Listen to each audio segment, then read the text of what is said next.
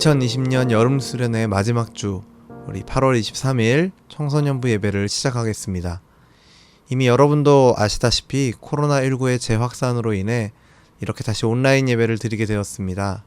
하루빨리 현장에서 여러분을 다시 만날 것을 기대하면서 온라인으로 드리는 예배 가운데도 하나님께서 저와 여러분에게 은혜를 주시고 위로해 주시기를 기대합니다. 다 같이 사도신경으로 우리의 신앙을 고백하겠습니다. 전능하사 천지를 만드신 하나님 아버지를 내가 믿사오며 그 외아들 우리 주 예수 그리스도를 믿사오니 이는 성령으로 잉태하사 동정녀 마리아에게 나시고 본디오 빌라도에게 고난을 받으사 십자가에 못 박혀 죽으시고 장사한 지 사흘 만에 죽은 자 가운데서 다시 살아나시며 하늘에 오르사 전능하신 하나님 우편에 앉아 계시다가 저리로서 산 자와 죽은 자를 심판하러 오시리라. 성령을 믿사오며 거룩한 공회와 성도가 서로 교통하는 것과 죄를 사하여 주시는 것과 몸이 다시 사는 것과 영원히 사는 것을 믿사옵나이다. 아멘. 우리가 온라인 예배로 청소년부 예배가 다시 전환되었지만 우리 함께하는 우리 공동체, 우리 청소년부 친구들을 기억하며 함께 축복하며 찬양했으면 좋겠습니다. 세상의 소금과 빛으로 세상에 그리스도의 향기를 나타내는 아름답고 멋진 삶 살기를 바란다며 우리 함께 찬양하겠습니다. 주께 힘을 얻고 그 마음에 시온에 들어가 있는 그대는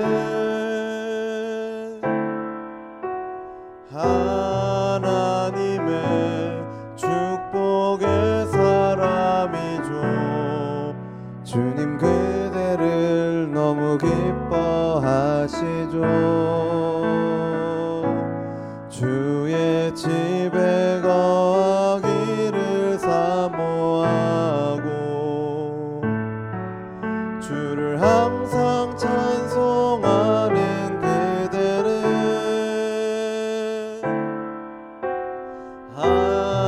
하나님의 축복의 사람이죠. 주님 그대를 너무 사랑하시죠.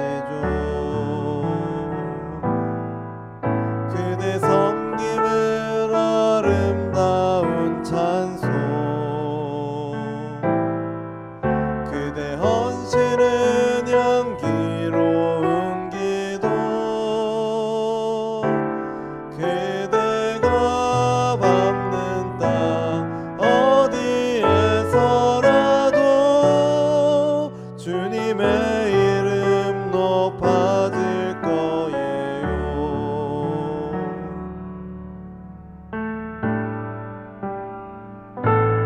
주께 힘을 얻고 그 마음에 시온에 들어가 있는 그대는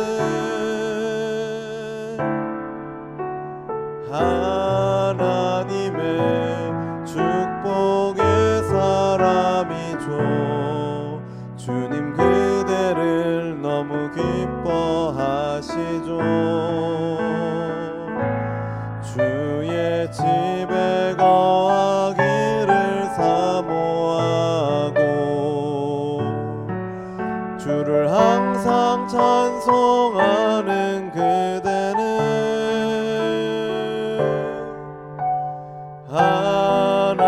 하나님의 축복의 사람이죠. 주님 그대를 너무 사랑하시죠. 그대 섬김은 아름다운 찬송, 그대 헌신은 향기로운 기도, 그대가 밟는 땅 어디에서라도 주님의 이름 높아질 거예요. 그대 섬김은 아름다운 찬송,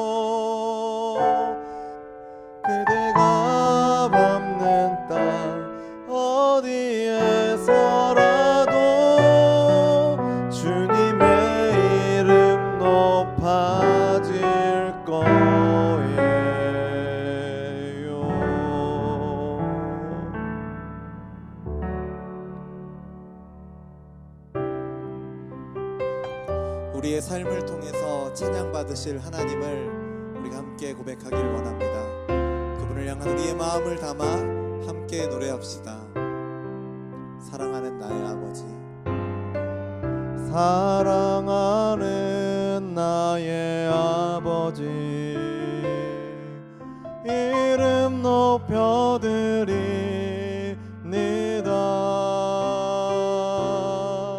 주의 나라 찬양 속에 임하시니 능력에 주께 찬송하네. 사랑하는 나의 아버지, 이름 높여드립니다.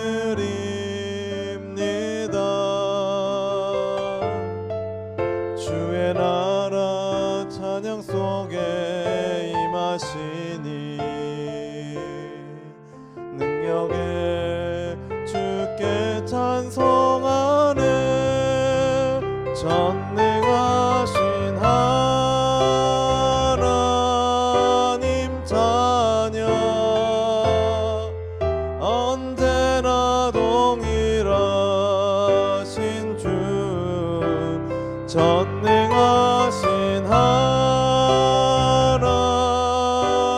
자녀,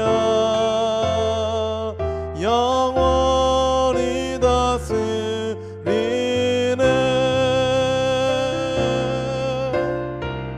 나 주의 이름 높이리, 나 주의 이름 높이리.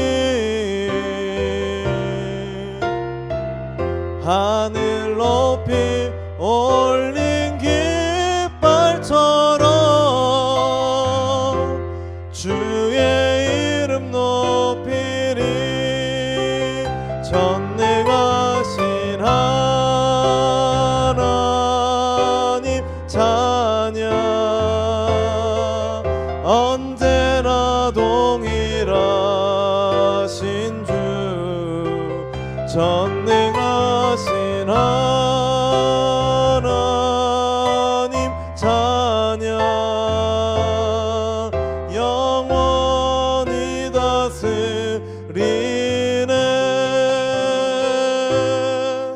영원히 다스리네. 영원히 다스리네.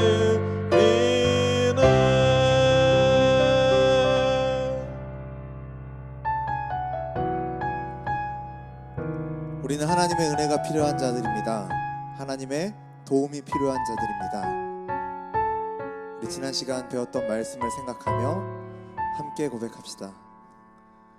이 세상을 살아가는 동안에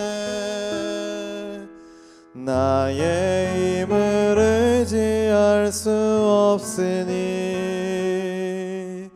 기도하고 낙심하지 말 것은 주께서 참 소망이 되심이라. 하나님의 꿈이 나의 비전이 되고 예수님의 성품이 나의 인격이 되고 성령님의 권능이 나의 능력이 되길 원하고 바라고 기도합니다.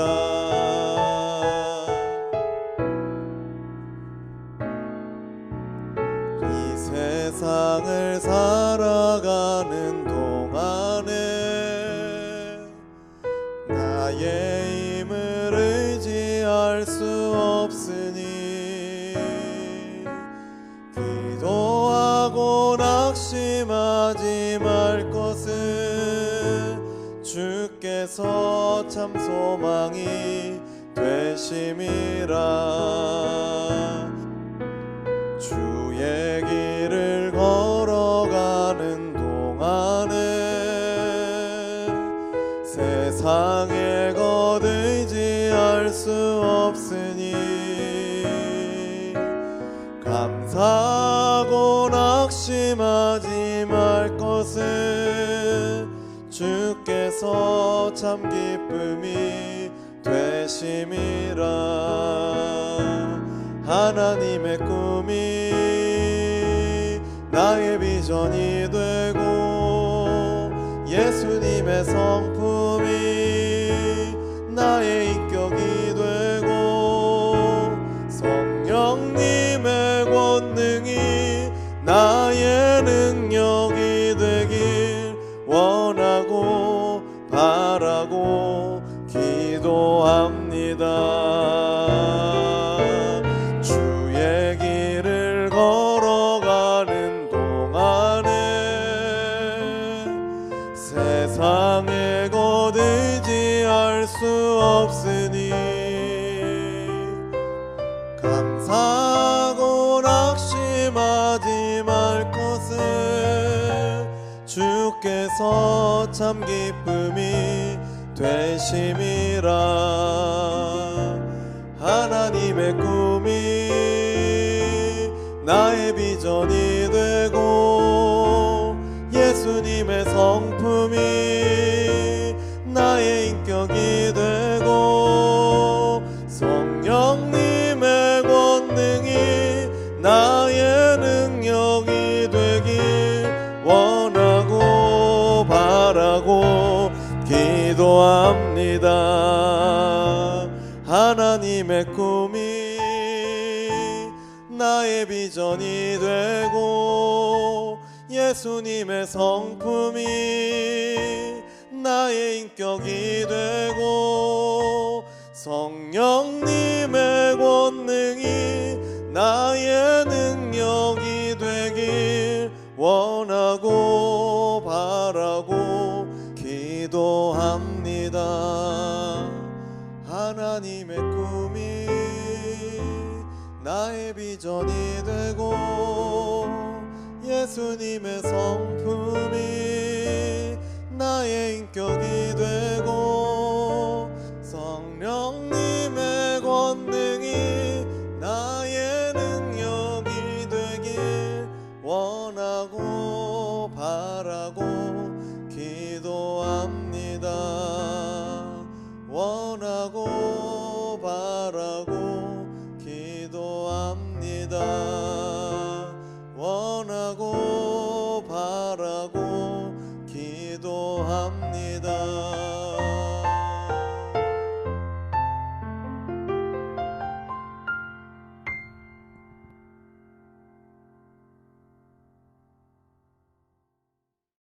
하나님 아버지 감사합니다. 갑자기 코로나가 심각해져서 예배당에 함께 모여 예배를 드리지 못하고 다시 온라인으로 예배를 드리지만 이 시간을 잊지 않고 예배 드릴 수 있도록 인도해 주셔서 감사합니다. 온라인으로 예배를 드릴 때 함께 모여 예배를 드리는 것처럼 경건한 마음으로 예배를 드릴 수 있도록 인도해 주세요. 코로나라는 전염병의 어려운 환경 속에서도 8월부터 매주 수련회를 진행하며 생활 속 수련회 있기를 실천하였습니다. 하지만 마음이 해이해져서 하나님 말씀 읽기를 게을리하고 생활 속 수련회 있기를 제대로 실천하지 못하고 나의 욕구와 내가 하고 싶은 대로 행동하였음을 용서하여 주세요. 코로나로 인하여 수련회가 예배당에서 함께 마무리되지 못할지라도 생활 속 수련회 실천을 통하여 하나님의 뜻을 더 잘 깨닫게 해주세요. 온라인 예배로 인하여 신앙의 공백이 생기지 않도록 인도해 주시고 하나님을 믿는 믿음이 없어지지 않고 더욱더 하나님께 기도하고 하나님만 생각할 수 있도록 인도해 주세요. 하루빨리 코로나가 종식되어 교회에 함께 모여 드리는 예배를 더욱더 소중히 생각할 수 있는 시간을 허락해 주세요. 비록 함께 만나서 예배를 드리지는 못하지만 열심히 말씀을 준비하시는 목사님과 저희를 위해 항상 기도해 주시는 선생님들께 많은 은혜 내려주세요. 이제 학교에서는 2학기가 시작되었습니다.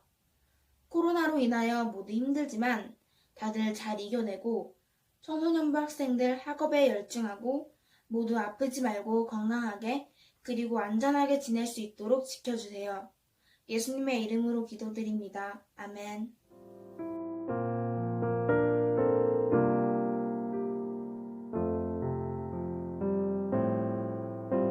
오늘 우리에게 주시는 하나님의 말씀은 마태복음 5장 17절에서 20절까지 말씀입니다. 마태복음 5장 17절에서 20절 말씀 제가 봉독하겠습니다. 여러분은 화면에 말씀을 보거나 여러분들 가지고 있는 성경책을 찾아서 말씀을 함께 눈으로 봐주시면 감사하겠습니다. 내가 율법이나 선지자를 폐하러 온 줄로 생각하지 말라. 폐하러 온 것이 아니요 완전하게 하려 함이라. 진실로 너희에게 이르노니 천지가 없어지기 전에는 율법의 1.1획도 결코 없어지지 아니하고 다 이루리라. 그러므로 누구든지 이 계명 중에 지극히 작은 것 하나라도 버리고 또 그같이 사람을 가르치는 자는 천국에서 지극히 작다 일컬음을 받을 것이요 누구든지 이를 행하며 가르치는 자는 천국에서 크다 일컬음을 받으리라. 내가 너희에게 이르노니 너희 의가 서기관과 바리새인보다 더 낫지 못하면 결코 천국에 들어가지 못하리라. 아멘.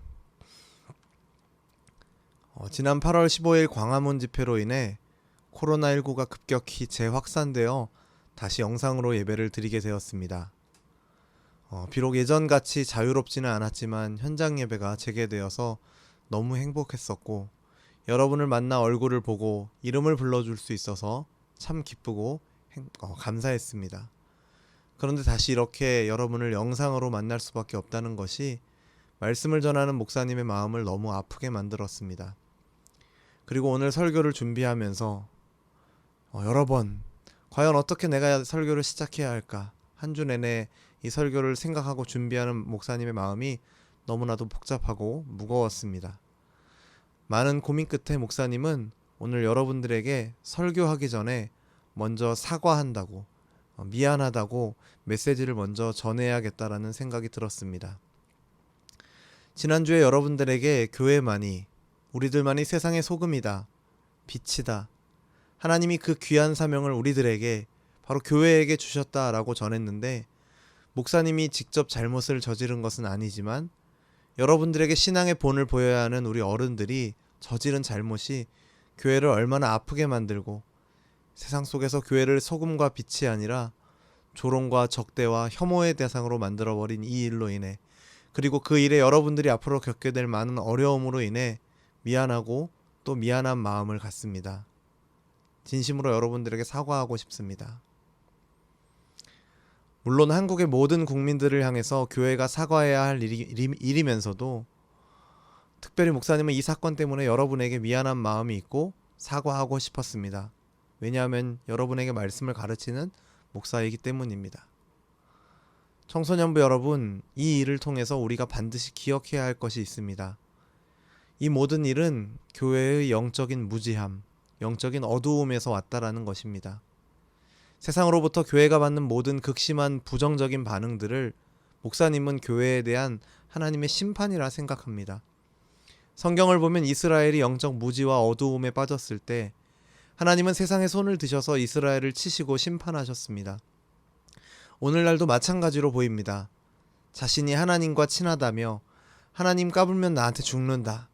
자신이 주최하는 집회에 나오지 않으면 생명책에서 이름을 지운다는 식으로 자신을 하나님과 동등시하거나 오히려 하나님보다 자신을 더 높이는 신성모독적인 발언을 하는 거짓 목사. 사실 이 외에도 많은 문제로 교단에서 목사직을 이미 박탈당한 사람이기에 목사가 아니기도 합니다. 하여튼 그런 가짜 목사와 영적 무지와 어두움에서 헤어나지 못하고 그를 따르는 많은 자칭 교회를 다니면서 자신이 예수를 믿고 있다고 착각하는 사람들. 실상은 종교의 형태를 갖고 있으나 정치와 이념, 종교, 이익 등 많은 것이 혼합되어 버린 그 괴물을 오늘날의 우상을 믿고 따르는 자들을 하나님은 이번 일을 계기로 심판하시는 것으로 보입니다. 하지만 아마도 그들은 영적인 무지로 인해서 그들이 심판받고 있다라는 것조차도 깨닫지 못할 수도 있습니다. 안타까운 것은 그들의 영적 무지로 인한 벌은 모든 한국교회가 그리고 저와 여러분이 함께 받고 함께 감당해야 한다라는 것입니다. 청소년부 여러분, 피할 수 없는 시대의 심판이 우리 앞에 놓여 있습니다. 하지만 잘 견뎌내시기 바랍니다. 왜냐하면 여전히 우리에겐 소금과 빛의 사명이 있기 때문입니다. 그리고 그 사명을 잘 감당하기 위해 저와 여러분은 그들과 달라야 합니다. 영적으로 무지한 자가 되어서는 안 됩니다. 영적으로 무지하고 어두운 자로 살아간다면 우리도 그들과 같아질 것이고 그들이 걸었던 길을 따라가게 될 것입니다. 설교자는 자신이 하고 싶은 말만 하는 자가 되어서는 안 되고, 설교를 듣는 청중들은, 성도들은 듣고 싶은 말을 해주는 설교자만을 따라가서도 안 됩니다. 이 사건을 통해서 한국교회 안에 자기 의만 잔뜩 남아있고 예수 그리스도가 없음을 보며 함께 애통하는 저와 여러분이 되기를 간절히 바랍니다. 지난 한 주 우리가 우리 교회의 장단점을 놓고 기도했다면 이제는 우리가 한국교회를 위해 기도할 때입니다. 주님의 이름으로 모인 주님의 몸된 모든 한국교회를 향하신 하나님의 은혜를 구하며 죄인의 심정으로 하나님 앞에 엎드리는 자가 되어주기를 바랍니다. 하나님의 긍휼을 구하는 저와 여러분이 되어야 할 것입니다. 그리고 영적인 무지와 어두움에 빠지지 않기 위해 말씀을 통해 우리의 마음을 밝게 비추어 달라고 간구합시다. 말씀을 듣고 읽고 배울 때 깨달을 수 있도록 성령 하나님께 도움을 구합시다. 우리의 삶이 진리의 말씀의 인도를 받을 수 있도록, 그 말씀이 우리에게 전해주는 신앙의 중요한 가치들이, 그 내용들이 우리의 삶의 말과 행동과 생각에서 나타날 수 있기를 간절히 기도하며 실천합시다. 그러기 위해서 오늘도 부족한 목사님을 통해서 전해지는 말씀이지만 그 말씀을 통해 우리에게 은혜를 달라고, 전하는 자는 부족하지만 전해지는 말씀은 힘이 있고 능력 있는 말씀, 온전한 말씀으로 우리의 심령에 역사하게 해달라고 기도하는 마음으로 여러분 말씀을 들어주시기를 바랍니다. 오늘 말씀의 제목은 완전함을 향하는 그리스도인입니다. 오늘 우리에게 주신 하나님의 말씀은 마태복음 5장 17절에서 20절이었죠. 이미 앞에서 목사님이 봉독했습니다. 오늘 말씀은 율법과 복음의 문제를 다루고 있습니다. 역시 지난 시간에 배웠었던 팔복과 소금과 빛에 대한 메시지의 연장선상으로 이해하고 귀 기울여 들어주시기를 부탁드립니다. 여러분, 십계명으로 대표되는 율법을 무엇이라 생각하십니까? 율법은 무엇일까요? 우리가 지난 시간 계속해서 팔복의 내용이 도덕적인 강령이나 윤리적인 메시지 이상의 내용을 포함하고 있다는 것을 살펴보았던 것처럼 율법도 역시 단순히 무엇을 해라, 무엇을 하지 말아라 하는 규율집이나 행동 강령 수준이 아니라는 것을 우리는 기억해야 합니다. 여러분, 율법에는 하나님의 마음과 성품과 그분의 뜻이 담겨 있습니다. 쉽게 말하자면 율법은 하나님의 백성을 향한 하나님의 사랑의 메시지로 이해할 수 있다는 것입니다. 때로는 율법의 세부적인 내용들이 우리로 하여금 율법은 무자비한 것이라는 오해를 줄 수도 있을지 모릅니다. 율법은 지키기 어려운 것이라고 우리가 이해할 수 있을지 모르겠습니다. 오해할 수 있을지 모르겠습니다. 하지만 적어도 율법의 근간이 되는 것은, 율법의 모태가 되는 것은 거룩하신 하나님의 뜻과 그분의 다함이 없는 사랑이라는 것을 우리는 반드시 기억해야 합니다.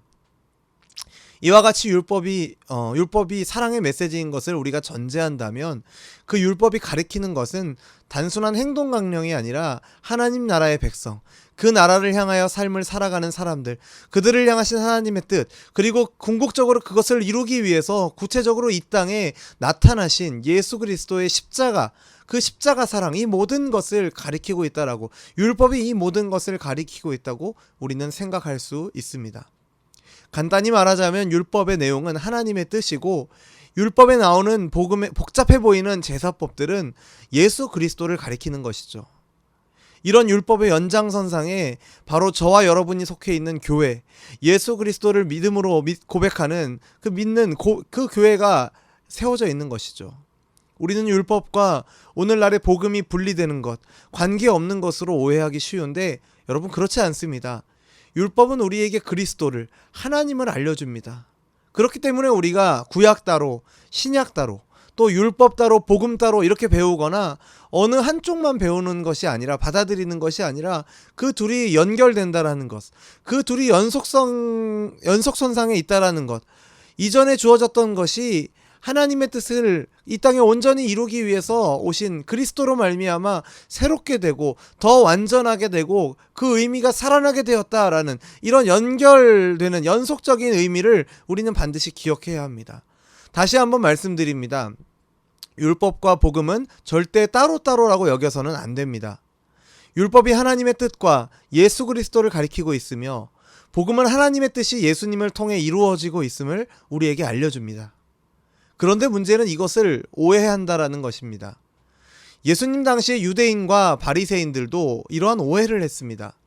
그들은 하나님의 뜻을 살피기보다 그 율법의 형식과 규칙에만 집중했기 때문에 그들은 하나님이 가지고 계셨던 본래의 뜻을, 그 율법에 가지고 계셨던 본래의 뜻을 이해하지 못했습니다. 그들은 이렇게 생각했습니다. 아브라함의 혈통도 아닌 사람이 구원을 얻는다고? 심령이 가난하면 천국을 얻어? 야, 율법도 안 지켰는데 어떻게 천국을 얻어? 이렇게 가르치는 저 예수라는 사람은 율법을 무시하는 사람 아니야? 가짜 아니야? 이렇게 그들은 예수님을 오해했습니다. 그러나 예수님은 그들의 오해에도 불구하고 분명하게 말씀하십니다.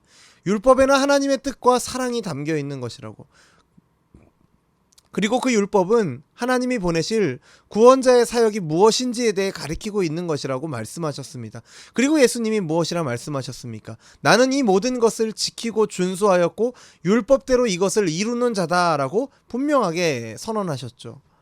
자신에 대해 오해하고 있는 자들을 향해서 예수님이 말씀하시는 내용이 오늘 본문 17절에 기록되어 있습니다. 우리 화면을 보면서 함께 읽도록 하겠습니다. 같이 읽겠습니다. 내가 율법이나 선지자를 폐하러 온 줄로 생각하지 말라. 폐하러 온 것이 아니요 완전하게 하려 함이라.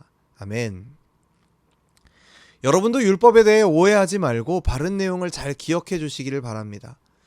율법은 우리를 얽매고 괴롭히려는 의도로 만들어진 것이 절대 아닙니다. 율법에는 하나님의 선하신 성품과 뜻이 담겨 있습니다. 그리고 그 율법은 구식이 되거나 폐기된 것이 아니라 예수님께서 그 율법의 진정한 의미를 아시고 그 율법에 담긴 하나님의 선하신 성품과 뜻을 완전히 이루심으로 온전하게 된 것이죠. 이제 완성된 것이죠. 우리가 지난 시간에 함께 살펴봤던 팔복은 절망적인 우리의 모습을 보여주고 하나님의 은혜 안에서 구원의 소망을 우리가 가질 수 있음을 가르쳐 줍니다. 그리고 율법은 그 구원의 소망을 가진 자들, 구원 얻은 백성들이 살아가야 할 모습이 무엇인가를 우리에게 알려주는 것이죠. 이와 같이 팔복과 율법의 관계 속에서 팔복과 율법은 마치 동전의 양면과 같은 내용임을 상정하면서 예수님은 말씀하고 계시는 것입니다. 그들이 오해하는 것처럼 예수님은 율법을 무시하신 적이 단 한 번도 없으십니다. 그리고 이어서 예수님은 20절에서 이렇게 말씀하십니다. 20절 말씀을 우리 같이 읽겠습니다. 내가 너희에게 이르노니 너희 의가 서기관과 바리새인보다 더 낫지 못하면 결코 천국에 들어가지 못하리라. 여러분, 이 말씀은 어떤 의미일까요? 적어도 바리새인들보다는 더 나은 사람이 되어야 한다라는 의미일까요? 얼핏 보면 그렇지만 조금 더 이 말씀을 살펴보면 그렇지 않다라는 것을 알 수 있습니다. 두 가지로 생각해 볼 수가 있는데, 첫 번째로 예수님께서 말씀하시는 더 나은 의라는 것은 사람들이 흔히 말하는 의로움이 아니라 내가 무엇을 해서 의롭다 이런 것이 아니라 하나님이 주시는 완전한 의로움을 가리키는 것입니다. 서기관들이, 바리새인들이 내가 이만큼 지켰어, 자기의 실력으로 증명해내는 의가 아니라 하나님이 주시는 의로움, 그 완벽한 의로움을 뜻하는 것입니다. 이미 이와 관련된 내용은 우리가 팔복을 다루면서 여러 차례 언급하였기 때문에 말씀을 듣고 있는 여러분도 충분히 이해했을 거라고 생각합니다. 그리고 이어서 두 번째는, 그렇게 하나님이 주시는 은혜를 누렸다면 정말 의롭게 살아가도록 애쓰는 태도가 필요하다는 것이죠. 나는 완성됐어 라고, 나는 완전해 라고 오만한 마음으로 자기 자신을 알고 있던 서기관과 바리새인들과는 다른 의미의 마음인 것이죠. 구원받았으니 이제 나는 됐다, 이제 땡이다, 내 할 일 다 했다가 아니라 내가 은혜로 받은 구원에 합당한 삶을 살아가기 위해 노력하라는 것입니다. 정리해서 다시 말하면 예수님께서 말씀하신 더 나은 의를 가져야 한다라는 말의 참 의미는 거저 나눠주시는 의를 기대하고 찾으라, 거저는 그냥 공짜로 준다라는 것이 아니라 나에게 없는 것을 하나님이 주시는 완전한 의로움을 찾아야 한다라는 것이죠. 그리고 두 번째는 그러한 의에 대해 갈망하면서 애써야 한다라는 말입니다. 바리새인처럼 나는 할 수 있고 나는 완벽하다 이렇게 생각하는 것이 아니라 더 고귀한 하나님의 의로움, 완전함을 갈망하고 쫓아가는 태도를 가지라는 것입니다. 여기에서 심령이 가난한 자의 태도와 성장하는 것, 소금과 빛의 태도, 지난 3주간의 말씀을 통해 배운 내용이 함축되어 교훈되고 있음을 우리는 볼 수 있습니다. 아까 읽었던 20절의 말씀에서 예수님은 더 나은 의를 이루기 위해서 애쓰는 것이 우리에게 반드시 요구된다라고 말씀하십니다. 왜 그럴까요? 18절 말씀을 보면 천지가 없어지기 전에는 율법의 1.1획도 결코 없어지지 않는다고 주님은 말씀하십니다. 이와 같이 율법은 하나님의 뜻으로서 천국의 원리이고 삶의 기준이며 한마디도 헛되이 없어지지 않는 말씀입니다. 그것이 우리의 구원을 위한 조건과 요구로 제시된 것은 아니지만 구원받은 자에게, 하나님 나라의 백성이 된 자들에게는 변함없이 요구되는 말씀입니다. 또한 그러한 모습은 우리에게 요구될 뿐만 아니라 자연스럽게 나타나야 합니다.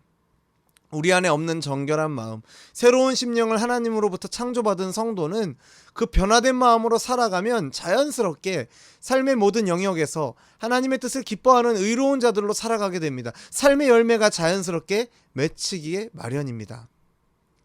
지난 시간 배운 말씀과 연계해서 생각해보면 율법은 하나님의 성품과 뜻을 반영한 것입니다. 그런데 그것에 대해서 그 율법을 우리가 완전히 지킬 수 없는 것이 우리 자신임을 우리는 잘 알고 있습니다. 그래서 우리는 가난한 심령과 애통을 갖게 되는 것이죠.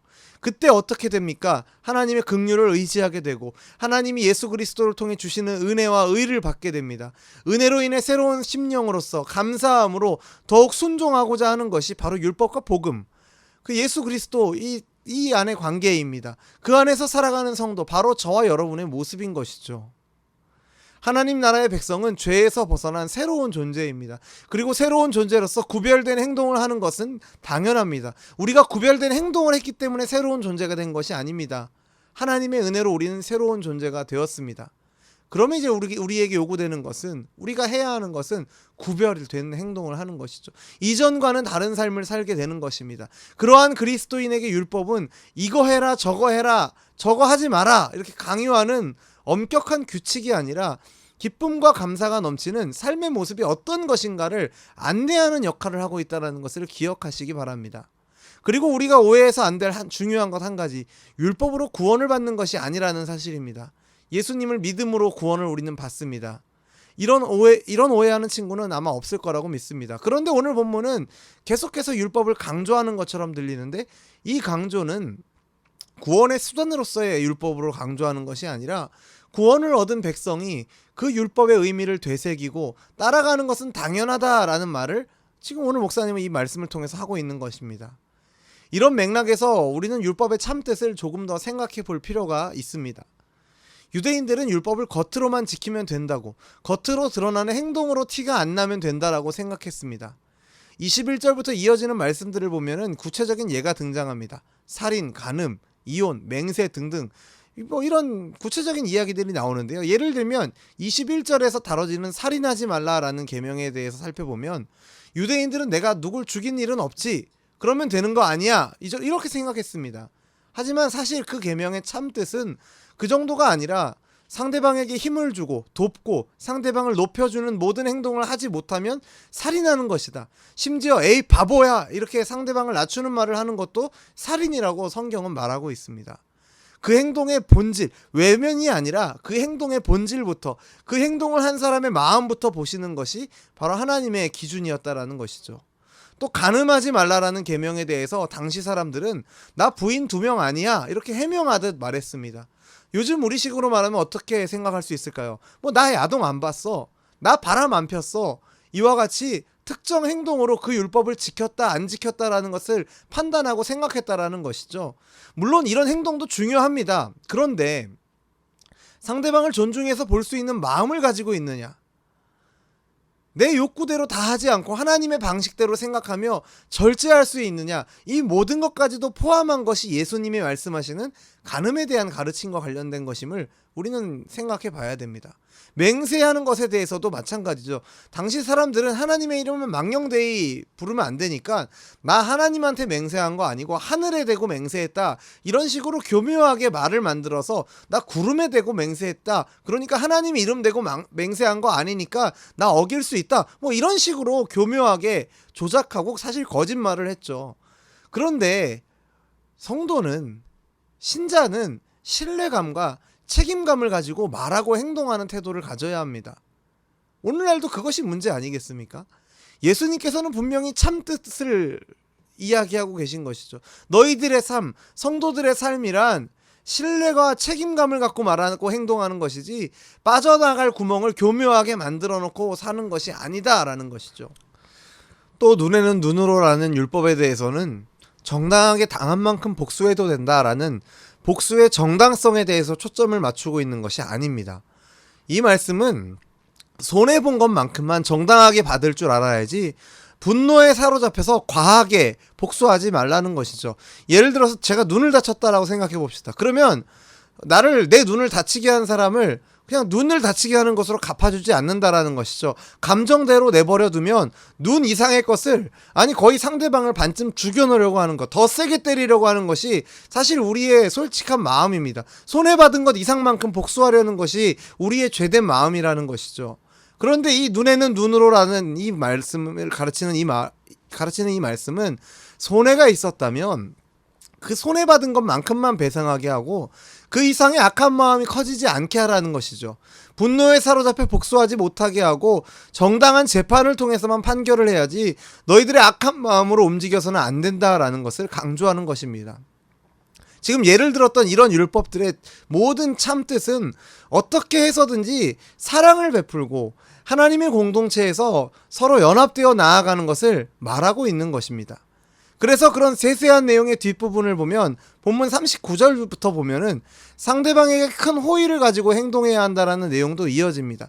예를 들면 네 오른뺨을 누가 치면 왼뺨도 돌려대라. 누군가에게 나에게 억지로 오리를 약 2kg를 가자고 한다면 심리를 4kg를 동행해주고 구하는 자에겐 주고 꾸고자 하는 자에게 거절하지 말라. 이런 말이 덧붙는 이유가 바로 여기 있는 것이죠. 율법의 모든 참뜻은 사랑을 베푸는 것에 있다라는 것입니다. 그리고 그 말씀에 이어서 예수님은 이웃을 사랑하고 원수를 미워하는 것이 아니라 원수를 사랑하고 박해하는 자를 위해서 기도하라라고 말씀하고 계십니다. 말씀을 마치겠습니다. 여러분, 율법엔 무엇이 드러나고 무엇이 나타난다라고 오늘 목사님이 말씀해 주었죠?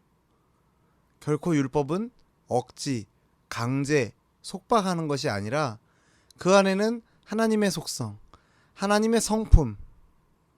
그 성품이 무엇입니까? 하나님이 어떤 분이십니까? 성경은 말합니다. 하나님은 사랑이다. 율법에는 하나님의 사랑이 나타나는 것입니다. 율법은 엄격한 규칙이 아니라 하나님의 사랑을 받은 자가 그 사랑을 삶 가운데서 어떻게 드러내는가, 은혜 받은 자가 그것을 어떻게 드러내는가에 관심을 갖고 있습니다. 그래서 예수님도 율법을 설명하시면서 하나님 나라의 백성다운 성품, 특히 사랑을 실천하고 있는지를 강조하셨습니다. 율법은 우리에게 하나님의 성품을 담도록 격려하고 거룩한 백성으로서의 삶의 모습을 알려준다는 사실을 반드시 기억하시기 바랍니다. 그 율법을 따라 산다라는 것은 어떤 특정 행동은 했고 안 했고 수준이 아니라 그런 차원의 이해가 아니라 내가 어떤 마음을 가지고 누군가를 대하고 행동하는가, 이것이 중요하다라고 말씀드렸습니다. 율법을 따라 살아가는 것, 조금 더 여러분에게 익숙한 표현으로 말씀드린다면 세상의 소금과 빛으로 살아가는 것, 세상에 그리스도의 사랑을 전하는 것, 이렇게 표현할 수 있는 우리 그리스도인들의 삶의 모습은, 우리의 행동들은 상대방을 향한 사랑과 의로운 마음이 동기요 목적이 되어야 할 것입니다. 여러분, 이런 행동들이 무엇이 있을까 여러분 한번 생각해 보시길 바랍니다. 그리고 기도하시길 바랍니다. 내 삶에서, 특별히 여러분이 자주 접하게 되는 가정과 학교에서 내가 그리스도의 사랑으로 율법에 나타난 그 사랑이 원동력이 되어서 마음으로부터 그들을 대할 때, 가족을 대하고 친구들을 대할 수 있도록 도와달라고, 성령 하나님 내 마음을 지켜달라고 여러분 기도하시기 바랍니다. 우리가 지난 4주 동안 오프라인과 온라인으로 수련회를 진행했습니다. 그러면서 산상수훈의 말씀 중 맨 처음에 있는 마태복음 5장의 말씀을 살펴보았습니다. 팔복의 처음 4가지 내용을 통해서 우리는 그리스도인의 시작에 대해서, 믿음의 시작에 대해서 이야기했고, 그 뒤에 이어서 그리스도인의 성장에 대해서 말씀을 살펴봤습니다. 그리고 그런 그리스도인들을 하나님이 어떤 존재로 부르셨는지, 세상의 소금과 빛으로 부르셨음을 우리는 지난 시간 말씀을 통해서 확인했습니다. 마지막으로 오늘 말씀을 통해서 우리가 어떤 행동으로 살아가야 하는지, 율법을 대할 때 하나님의 사랑과 은혜라는 관점에서 그러한 맥락에서 우리가 이해하고 우리도 그렇게 대해야 함을 배웠습니다. 이 말씀들을 기억하면서 하나님 나라의 백성으로서 내가 어떤 위치에 있는가, 나의 믿음이 자라가는 과정이 어떠해야 하는지, 그리고 구원받은 존재로서 내가 어떤 역할을 해야 하는지 잘 고민해보는 저와 여러분이 되길 바랍니다. 복음을 믿기만 하고 삶으로 살아내지 못하는 존재가 되는 것이 아니라 내가 받아들이고 싶은 복음만, 왜곡된 복음만을 붙들고 사는 것이 아니라 말씀을 통해서 진리를 바르게 깨닫고 말씀의 바른 기준을 가지고 사랑의 마음으로 세상을 살아가는, 그래서 세상 가운데서 세상은 비록 기독교를, 교회를 핍박하고 조롱하는 현실 가운데 있을지라도 주님의 사랑이 이것입니다 라고 주장하고 선언하기보다는 주님께서 묵묵히 십자가를 지고 그 길을 걸어가셨듯이 묵묵히 하나님의 사랑의 모습을 반영하는 사랑의 삶을 묵묵히 살아가시는, 그리스도의 사랑의 향기로 세상을 아름답게 만들어 가시는 저와 여러분이 되기를 주님의 이름으로 축원합니다. 바라기는 이러한 우리의 모습이 우리 안에 점점 아름다운 그리스도의 향기가 가득해지는 것이 하루속히 우리가 서로 만나서 그 베푸신 은혜를 나누고 서로를 격려하고 서로를 위해서 기도해 줄 수 있는 그런 모임이 빨리 진행될 수 있었으면 좋겠습니다. 우리 말씀을 생각하면서 우리 각자의 가정에서 같이 한번 기도하는 시간 갖기 원합니다. 먼저는 산상수훈을 통해서 알게 된 율법의 참 의미를 바르게 깨닫게 해주십시오. 율법이 우리에게 엄격한 규칙이 아니라 하나님 나라의 백성으로 우리의 삶을 기쁨과 감사로 가득하게 하는 은혜라는 것을 기억할 수 있게 도와달라고 여러분 기도합시다. 그리고 율법 속에 나타난 하나님의 사랑을 알고 그 사랑을 본받게 해주십시오. 하나님 나라의 백성답게 사랑을 실천하는 삶이 되게 해달라고 우리 말씀을 생각하면서 기도하기 원합니다. 그리고 또 우리 두 가지 기도 제목이 더 있는데요. 수련회를 통해서 주신 산상수훈의 말씀을 잘 기억하게 해주시고 하나님 나라의 백성의 시작과 성장을 알고 이 세상에서 어떤 존재로 어떻게 살아가야 하는지를 깨닫고 믿음과 행동이 일치하는 신앙인이 되게 해달라고, 마지막으로 이러한 시기 가운데, 이런 정말 코로나로 인해서 어려움 가운데 있는데 우리의 영혼과 우리의 육체가 늘 강건하게 도와달라고 우리 하나님의 은혜를 구하면서 같이 기도하도록 하겠습니다. 다 같이 기도하겠습니다. 하나님 아버지 감사합니다. 하나님, 오늘 산상수훈 설교의 마지막 시간으로, 우리 수련의 4주차 마지막 시간으로 오늘도 말씀을 통해서 우리에게 깨달음을 주시니 감사합니다. 이 말씀을 통해서 오늘 우리가 율법의 참 의미를 바르게 깨닫게 해주심을 감사합니다. 우리가 이 말씀을 묵상하고 대할 때마다 이 말씀을 통해서 우리에게 주신 율법의 참 의미를 잊지 않게 하여 주옵소서. 그것이 결코 우리를 엄격하게 억누르고 우리를 속박하고 우리를 괴롭히려는 것이 아니라 하나님 나라의 백성으로서 우리의 삶을 기쁨과 감사로 가득하게 하는 은혜임을, 그러한 축복의 통로임을 우리가 기억하고 율법을 기쁘게 정말 사랑하며 율법을 지킬 수 있는 우리가 될 수 있도록 주님 인도하여 주시길 간절히 원합니다.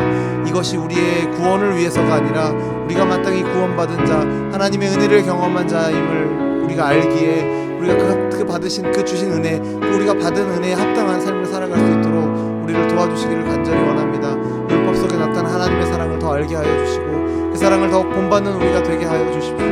우리가 하나님 나라의 백성답게 우리의 삶 가운데 그 사랑을 실천하는 삶을 살 수 있도록 주님 도와주십시오. 하나님, 수련회를 통해서 계속해서 주신 산상수훈의 말씀을 우리 친구들이 제가 또 잘 기억하게 하시고 하나님 나라의 백성으로서 시작하는 것과 성장하는 것, 그리고 이 땅 가운데서 우리가 어떤 존재로 부름을 받았고 어떤 일을 우리에게 맡기셨는지를 다시 한번 잘 생각하면서 이 세상에서 정말 믿음과 행동이 일치하는 신앙인으로서 세상 가운데 하나님의 영광을 나타내며 그리스도의 향기를 바라는 우리 모든 송파제일교회 청소년부 친구들 될 수 있도록 주님 은혜를 더하여 주시길 간절히 원합니다. 바라옵기는 아버지, 코로나19로 인해서 정세가 정말 너무나도 어렵고 너무나도 힘든 가운데 있습니다. 정말 자유로운 생활을 하기도 너무나도 부담되는 가운데 있사온데 하나님, 그 가운데서도 우리 모든 친구들과 모든 선생님들 육신의 건강을 주님 붙들어 주시고 무엇보다도 그 가운데서 하나님을 향한 그 마음이 건강하게 정말 아름답게 자라갈 수 있도록 주님 은혜를 더하여 주시기를 간절히 원합니다. 하나님 아버지 감사합니다. 오늘 이 말씀을 통해서 율법의 진정한 의미를 깨닫게 하시니 감사합니다. 결코 하나님이 우리를 괴롭히시려고 우리를 짓누르려고 하신 것이 아니라 그것을 통해서 우리에게 더 온전히 사랑을 깨닫게 하시기를 원하시는 줄 우리가 말씀을 통해서 배웠습니다. 하나님, 그 사랑, 주님께서 본을 보이신 그 사랑, 우리도 그 사랑의 모습을 우리의 삶 가운데 채우며 살아낼 수 있도록 인도하여 주옵소서. 수련회를 통해서 주신 말씀 잘 기억하게 하시고 이 땅 가운데서 우리를 부르신 목적과 또 우리에게 맡기신 그 뜻을 잘 알아서 순종하며 살아가는 복된 인생 되게 하여 주옵소서. 감사를 드리며 예수님 이름으로 기도드립니다. 아멘. 우리가 말씀을 생각하면서 다시 한번 이 찬양을 드리기 원합니다. 아름답고 멋지게 하나님의 자녀로, 하나님 나라의 백성으로 이 땅을 살아가며 하나님의 영광을 나타내며 그분의 이름을 높이며 살아갈 우리 모두를 축복하며 함께 고백하겠습니다. 주께 힘을 얻고 그 마음에 시온에 들어가 있는 그대는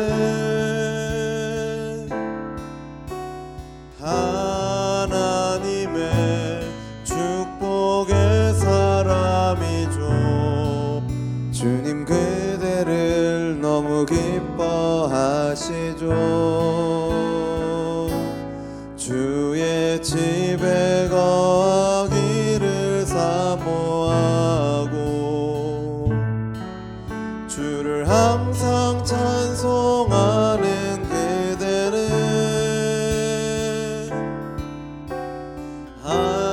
하나님의 축복의 사람이죠. 주님 그대를 너무 사랑하시죠. 그대 섬김은 아름다운 찬송, 그대 헌신은 향기로운 기도, 그대가 밟는 땅 어디에서라도 주님의 이름 높아질 거예요.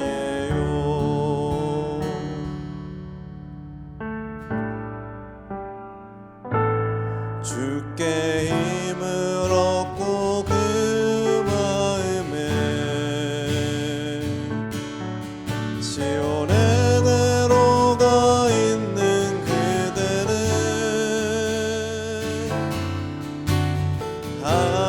하나님의 축복의 사람이죠. 주님 그대를 너무 기뻐하시죠. 주의 집에 거하기를 사모하고 주를 항상 찬송하는 그대는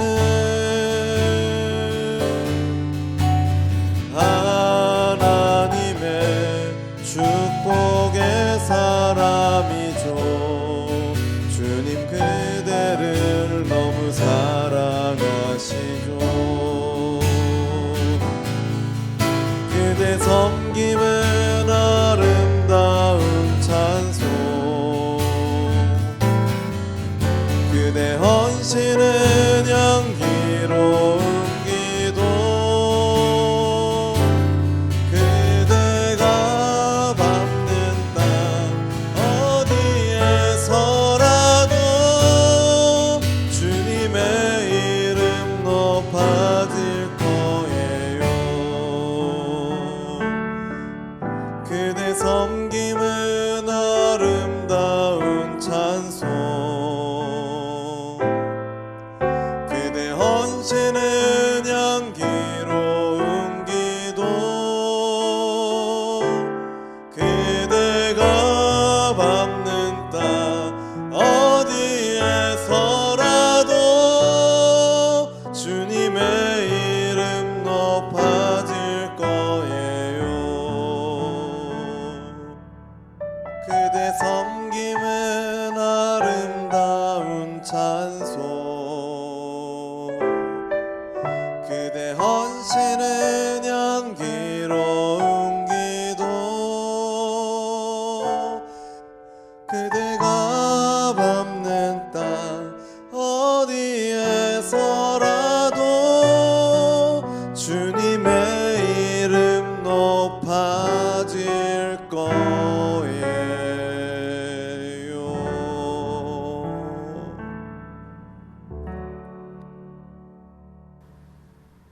축도하심으로 수련회 4주차 또 청소년부 8월 23일 예배를 마치겠습니다. 이제는 교회의 머리가 되신 우리 구주 예수 그리스도의 은혜와 하나님 아버지의 사랑하심과 성령의 교통내조 충만하심이 이 시간 허락된 각자의 자리에서 하나님의 백성으로서의 부르심과 맡겨진 사명을 깨달아 주님 주시는 감사와 기쁨과 사랑과 은혜로 그 사명 감당하기를 소원하는 송파제일교회 청소년부와 우리를 통해 펼쳐나가실 향기로운 믿음 생활 위해 이제로부터 영원토록 함께 있기를 축원하옵나이다. 아멘.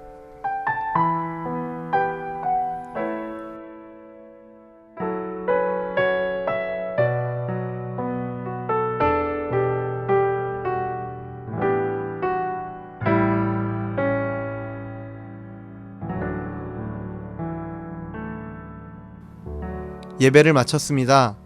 다음 주 청소년부 예배도 온라인으로 동일하게 진행됩니다. 하루속히 우리가 얼굴과 얼굴을 맞대고 예배 드릴 수 있도록 여러분 예배를 위해서, 교회를 위해서, 또 나라를 위해서 기도해 주시기를 바랍니다.